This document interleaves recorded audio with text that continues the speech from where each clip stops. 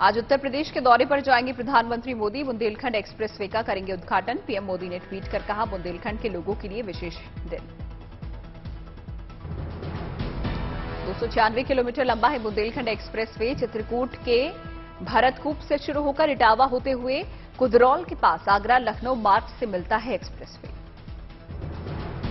28 महीने में बनकर तैयार हुआ है एक्सप्रेसवे। लगभग 15,000 करोड़ रुपए आई है लागत। एक्सप्रेसवे बनने से 150 से ज्यादा गांवों को होगा फायदा। एक्सप्रेसवे में सफर करने वाले यात्रियों की सुरक्षा के लिए होगी खास व्यवस्था। 6 सीओ और 128 पुलिस जवान होंगे तैनात। पेट्रोलिंग में लगाई गई हैं 12 गाड़ियां। केतेरी में होगी पीएम मोदी की जनसभा। बुंदेलखंड की कला संस्कृति को दिखाने के लिए बनाई गई है आर्ट गैलरी।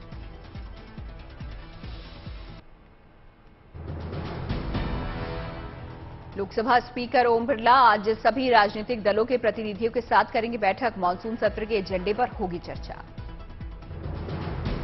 18 जुलाई से 12 अगस्त तक चलेगा संसद का मानसून सत्र। मानसून सत्र के दौरान कई अहम मुद्दों पर होगी चर्चा। बीजेपी पार्लियामेंट्री बोर्ड की आज अहम बैठक। उपराष्ट्रपति पद के उम्मीदवार के नाम की हो सकती है घोषणा। 6 अगस्त को उपराष्ट्रपति पद के लिए होगा चुनाव। 19 जुलाई को है नामांकन की आखिरी तारीख। राष्ट्रपति रामनाथ कोविंद आज सभी राज्यपाल एलजी को देंगे फेयरवेल डिनर।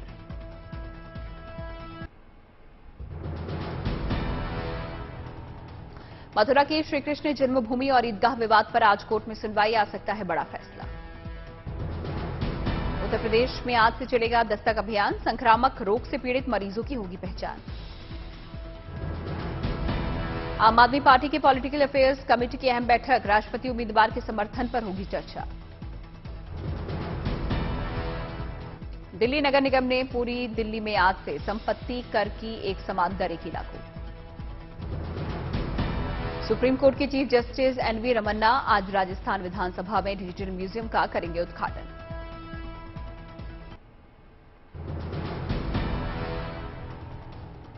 अलगाववादी यासीन मलिक ने किया था जम्मू कश्मीर के पूर्व मुख्यमंत्री मुफ्ती मोहम्मद की बेटी रूबिया सईद का अपहरण। रूबिया सईद ने कोर्ट में की पहचान। 1989 में हुए अपहरण कांड की सुनवाई के मामले में पहली बार कोर्ट के सामने पेश हुए रूबिया सईद। अदालत को बताया यासीन मलिक ने 3 लोगों के साथ मिलकर किया था अपहरण। रूबिया सईद को छुड़ाने के बदले में 5 आतंकवादियों को किया गया था रिहा। सीबीआई ने इस मामले में रूबिया को बनाया था गवाह। इस समय उम्र कैद की सजा काट रहा है यासीन मलिक। आतंकवादियों को फंडिंग करने का है आरोप। 23 अगस्त को होगी मामले की अगली सुनवाई। अगली तारीख में भी रूबिया रहेगी मौजूद।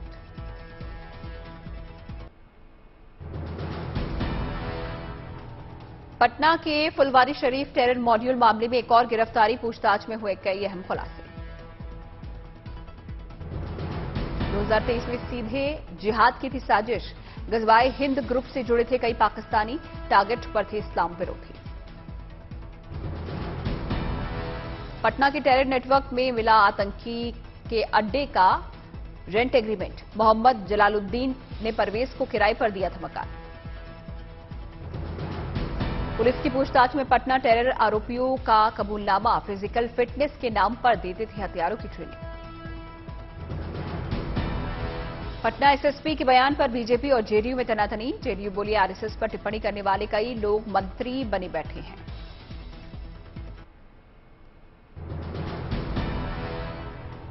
पटना एसएसपी के समर्थन में उतरी आरजेडी। तेजस्वी बोले मानवजीत सिंह ढिल्लों ने कुछ भी गलत नहीं कहा। आरएसएस का काम करने का स्टाइल कैसा होता है, तो हम लोग तो ये बात को शुरू से ही कहते रहे। ये जो ऑर्गेनाइजेशन है ये देश के लिए खतरा है। पटना के एसएसपी को बर्खास्त करने की मांग तेज। बेगूसराय में बजरंग दल के कार्यकर्ताओं का विरोध प्रदर्शन। आरएसएस से पीएफआई की तुलना वाले बयान पर पटना एसएसपी की सफाई। बोले गलत तरीके से किया गया बयान पेश। मोबिलाइज करती थी, मस्जिद में और मदरसा में यूथ्स को मोबिलाइज करते थे और कठोरता की तरफ, जिसको हम अंग्रेजी में रेडिकलाइजेशन बोलते हैं, उसके लिए ये लगातार कार्यशील थे।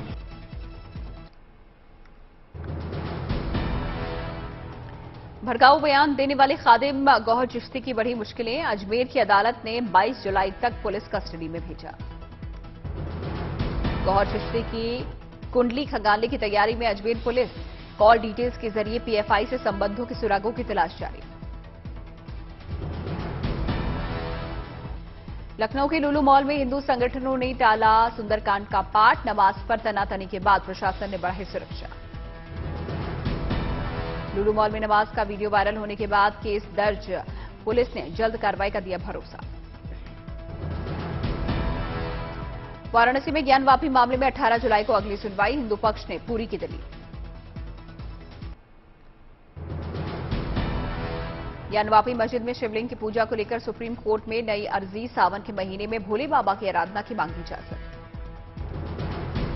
फिर आरोपों में घिरे पूर्व उपराष्ट्रपति हामिद अंसारी, सामने आई तस्वीर, कॉन्फ्रेंस के दौरान मंच पर बैठा दिख रहा है आईएसआई का एजेंट नुसरत मिर्जा। नई तस्वीर सामने आने के बाद बीजेपी ने खोला मोर्चा, हामिद अंसारी पर लगाए पाकिस्तानी जासूस को न्योता देने के आरोप। तत्कालीन उपराष्ट्रपति हामिद अंसारी जी,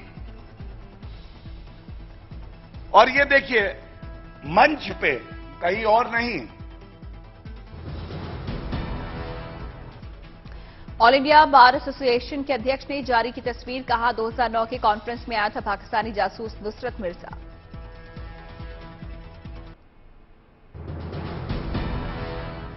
अपने बयान पर कायम है पूर्व उपराष्ट्रपति हामिद अंसारी, बोले न नुसरत मिर्जा को जानता हूं और न ही उसको बुलाया।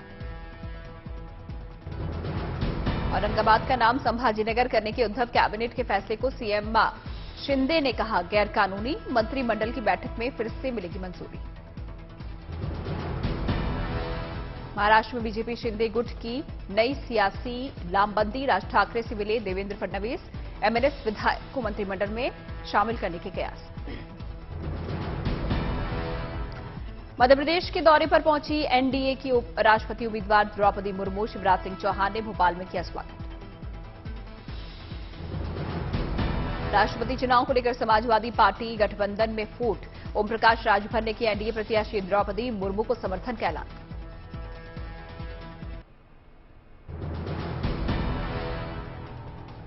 समंदर में मजबूत हुई भारत की ताकत, रक्षा मंत्री राजनाथ सिंह ने नौसेना को सौंपा स्वदेशी वॉरशिप दूनागिरी। आईएनएस दूनागिरी को हुगली नदी में लॉन्च किया गया। रक्षा मंत्री राजनाथ सिंह के साथ नेवी वाइस वेलफेयर एसोसिएशन के अध्यक्ष कला हरि कुमार भी रही मौजूद। दूनागिरी की लॉन्चिंग में बोले रक्षा मंत्री राजनाथ सिंह, कहा सेना को और सशक्त बनाएगा ये युद्धपोत। उत्तराखंड के एक पर्वत दूनागिरी के नाम पर रखा गया है ये युद्धपोत का नाम।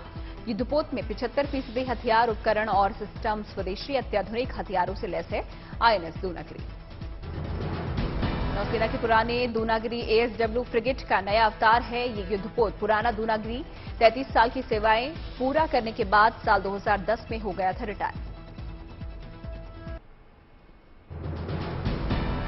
बिहार की राजधानी पटना में अपराधी बेखौफ, नेशनल हाईवे 30 पर मोटरसाइकिल सवार को गोली मारकर हुए फरार। कानपुर में 2 गुटों में झड़प, 1 घायल, भारी संख्या में पुलिस बल तैनात। आगरा में भ्रूण लिंग परीक्षण की सूचना पर स्वास्थ्य विभाग और पुलिस की टीम की छापेमारी, 4 सेंटर्स के खिलाफ की कार्रवाई।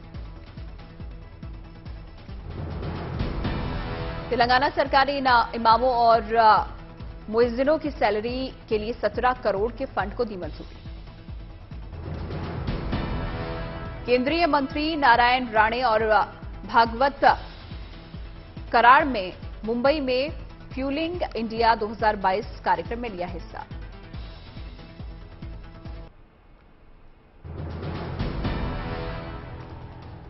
हरदोई में पान मसाला खाकर थूकने को लेकर 2 भाइयों में खूनी संघर्ष, जमकर चले लाठी डंडे।